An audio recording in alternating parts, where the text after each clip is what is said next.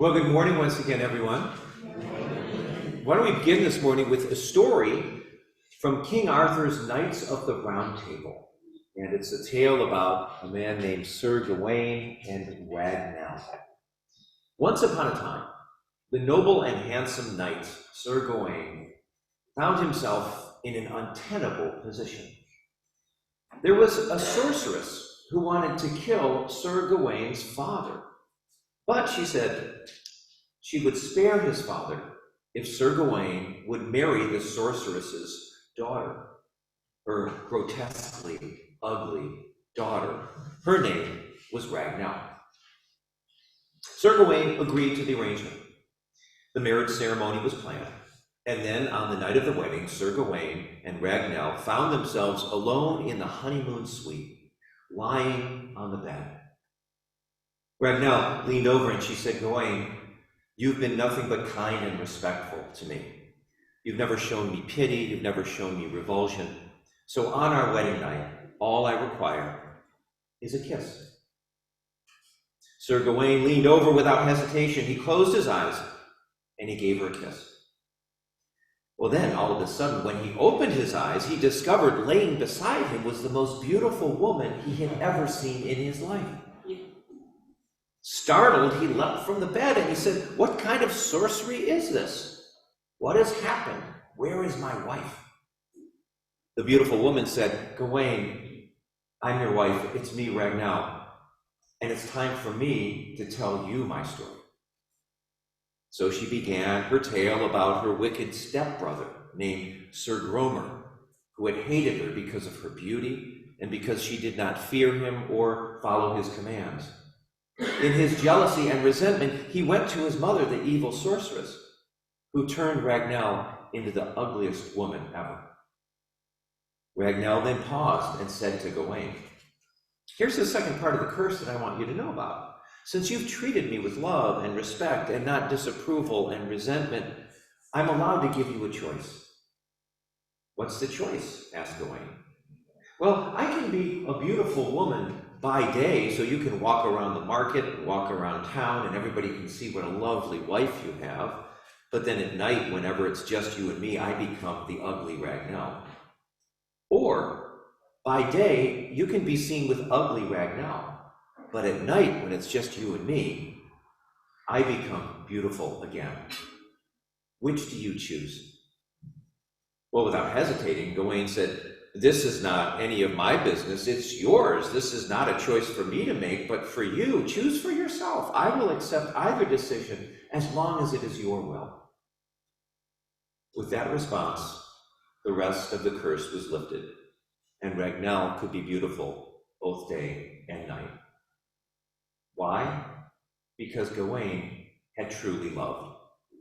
Gawain's love was not concerned with his personal needs. He saw beyond them and was concerned only with his partner's happiness and well-being.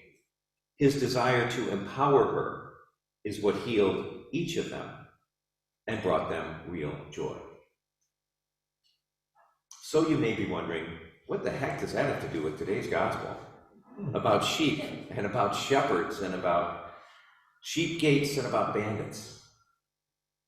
Well, Jesus, the embodiment of the Father, who is love, says this: "All of you who go in through the gate of love and enter the community of love have found life and have found it more abundantly."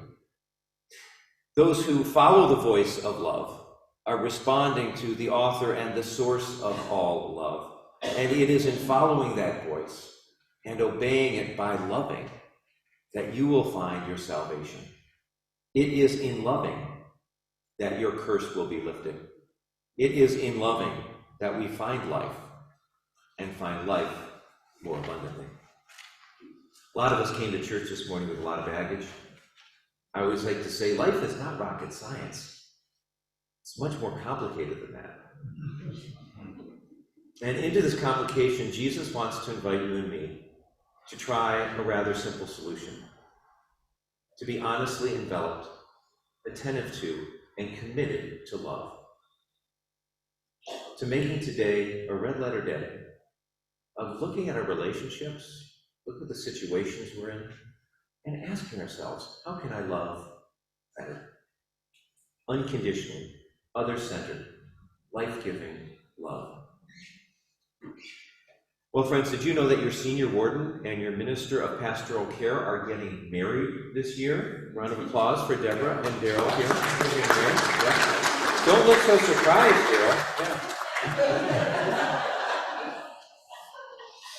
And when we do, I bring this up because when we do our marriage counseling here, we frequently look at something called spiritual marriage versus ego-based marriage. I emailed you guys recently. One of the sheets that we use, it's assembled by a psychotherapist who trained as a minister, Henry Grayson. And it's really important, this topic, because we live in a world where the divorce rate is 50%, plus another 25% of we're together, but we're not that happy. And I often wonder if it's because there's such a proliferation of what Grayson would call ego-based marriage, which is, of course, diametrically opposed to spiritual marriage. I make this distinction to say that spiritual marriage is characterized by a centeredness on the other, by peace, by joy, while ego-based marriage can be characterized by self-centeredness, by fear, by insecurity, by what am I going to get out of this thing? And so it's always helpful to ask those preparing for marriage, as well as those of us who've been married, or those of us who are single and have relationships with other people, to ask a couple of questions. And here's one. Do you see the purpose of your relationship as a place for spiritual and emotional growth, a place to practice unconditional love? Or do you see marriage or your relationships as places to get fill in the blank? Money, power, status. Do you see marriage as a way to look for ways to contribute to the other person's growth? Primarily, do you look at that relationship as a way to share the love that is your source, to contribute to their growth, to their happiness? Or do you see that relationship as a place to get satisfaction, to get something out of it for me? Do you accept the other person, or do you try to change the other person? Important questions. Are you content with no expectations? Or are you discontent with disappointments over unmet expectations? This whole idea of having the love that's deep inside of us and looking at the other person as a chance and opportunity to practice that, I think Jesus did that. And as we look at our society, our wider society, which is becoming more divisive, more disconnected, more me, we're making this societal decision to trade stuff for people. I wonder if our influence as a body of believers is to say, no, we're going to go the Jesus way, which is the way of love, which is to look at each person, each opportunity, each relationship as a way to practice love. And as we discuss these questions, we unpack what Jesus is getting at in these metaphoric images of sheep and shepherd when he says to obey the voice of love means to see our relationships with others as places for spiritual and emotional growth, places to practice unconditional love. Stop looking at what we don't have. Look at what we do have. Stop looking at what could have been. Start appreciating what is. Stop looking at all that person isn't, and pause to consider what they are. The voice of the shepherd invites us to see our relationships as ways to contribute to the other person's growth and happiness. It is to see our primary role as humans created in God's image and Christians seeking to conform to Christ's image as a people who are utterly consumed with love. This is the point of the gospel and the encouragement, I think, of today's passage, that we are to be attuned to the shepherd's voice of love and to follow that voice wherever it leads. How is God inviting you to love another person, another situation, a job, a task, a project? Friends, we come to church this morning battered and bruised by a world that has lost this script. We are submerged in a system that relentlessly preaches ego-based love, self-centricity. Life is all about what makes me happy, what I want to do, when I want to do it. We have been sold this bill of goods that our happiness is found in paying attention to ourselves first And then maybe, if I have extra time or money or attention, I'll include others. But Jesus, the embodiment of love, in the great shepherd who knows, loves, and cares for us, says, as the spiritually minded person that you are, don't go that way. The answer is not found in yourself and primarily meeting your needs. It's found in God, who turns us to our neighbor. As you love your neighbor, so you love me. You know where I kind of saw this in action at one point? You'll never guess. Jerry Springer. Did I tell you you'd never guess? God bless the guy, 79 years old, rest in peace. So, as some of you know, I used to work with Jerry when he was in television in Cincinnati, where I had a lot of respect and admiration for many of the stands and certainly a lot of the essays that he broadcast and many of the decisions that he made in his life. Some of you may have known that Jerry was the mayor of Cincinnati at one point. Previous to that, while he was still in his 20s, he had been elected as the youngest city council member ever in Cincinnati history. And while he was serving on city council, he went over to northern Kentucky, where there are houses of ill repute. You can find them there, and Jerry purchased the services on offer and paid with a personal check. Not long after that, the business was raided by police, who found Jerry's name on a check, and they confronted Jerry Springer. And in this deny and delay political climate that you and I know well, you would have expected Jerry to be lying and cheating and weaseling his way out. But no. Perhaps it was political tact, who knows? But Jerry came clean. He said his marriage had been in a rough patch, and he did not deny what he did. And he said that for the good of the city, he's going to resign immediately, and that's what he did. And he sat out a couple years. A couple years later, he decided to run for city council again. Now, in Cincinnati in those days, the highest vote getter in those elections would be the mayor, and guess who got the most votes? None other. Again, let's not discount the political posturing in Jerry's decision to come clean, but let's also not deny the populace's response to somebody who is perceived as being altruistic and thoughtful of others. Point of story. When we put others first, sometimes you can win. The good shepherd, that shepherd of love, will always lead us there to put others first. So be attuned to the shepherd's voice of love and follow that voice wherever it leads. Friends, believe in love. Believe in giving it unconditionally, without any strings attached. Believe in pursuing love with all you have, with all that you are, making the quest to care for others your default setting. Believe in an active kind of love, one that is not content to watch tragedy and suffering from a distance and not to get too close, to care too much. Believe in accepting love.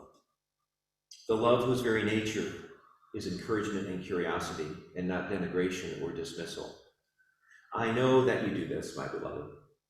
You are lovers. Yes, your state of happiness, your laughter, and your kindness is natural and right because you have God inside of you. Interesting statistic, 97% of mothers hold their babies on their left shoulder instinctively. Care if you're right-handed or left-handed. That's where your heart is. Somehow, you all know that. That's what's deepest inside of you. And Jesus, our good shepherd, is inviting us to just let that come out and burst out and take form in whatever way you feel it needs to take form this week. So this week, try not to judge or blame or criticize. Let this love be put into action. Assume responsibility for your part in the world. Have a sense of interconnectedness with the Jesus inside of you, and as many scientists will say, with everything around you. And live into that essence by showing what's in your heart, unconditional love. We are sheep. We follow a specific voice. It's the voice that not enough people follow, and we don't follow it often enough ourselves. But it is the voice of good and right and humility and service. So who, I'll ask again, is in your circle of friendships, your relationships, who you might practice this unconditional love with? Who needs a second chance? Who needs another go? Think of a spouse, a relative, a friend, a neighbor, but I suspect also many of us may say ourselves, because loving ourselves may be the hardest task you have today. Just as you are, as God made you. How could I possibly deserve to be loved because of all the people I've let down, the things I've said, the poor decisions I've made? We often live in shame-filled, guilt-filled, forgiveless prisons of our own, and I think the Good Shepherd wants to set us free, friends. After all, we know in our heart of hearts how lovable God is, and we do suspect that we are lovable too. If we are to have God's eyes, if we are to hear God's voice, the unconditional love of God has to include ourselves. So friends, Sir Gawain didn't know Ragnell's secret. It only came out after he loved, without strings, without expectation, without reciprocity. How much love is out there waiting for you and me to release into the world? By us loving others as the Good Shepherd loves us. Amen?